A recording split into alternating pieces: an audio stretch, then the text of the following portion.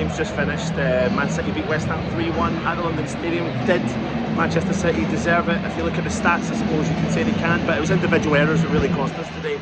And I was really disappointed at the fact that we did lose those individual errors. Essentially though, as a whole, I'm really happy with the performance, because I think that's actually done us a world of good, coming up against the level and the elite club that is Man City.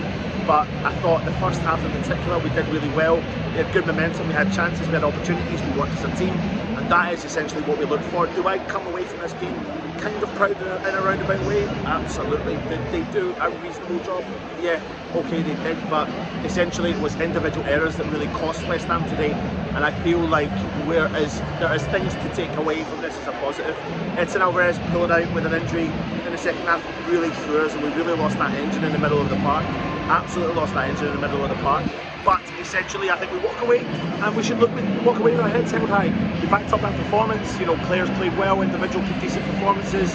We created opportunities. Areola kept us in the game as per usual. For Doku's goal, I think Coufal backed off too much in the first half, particularly. I feel like he really backed off too much, and that's where Doku was getting a lot of the space. And then, do you know what? The sucker punch in the second half. 40 seconds in, bang, Man City scored, equalised, and then it was backs against the wall from then onwards. David Moyes tried to make 2 substitutions a lot earlier than what he did, but the ball just stayed in play. West Ham had a little bit of momentum at the time, as did Man City, so you don't tend to sub when you are on a counter or a set piece, and vice versa when they're on a counter or a set piece. So really we're just waiting for the ball to go out. Before he made a double substitution of Benrahma and Kudus to come into the game, it must have been about 7 or 8 minutes from the moment they were standing on the sidelines.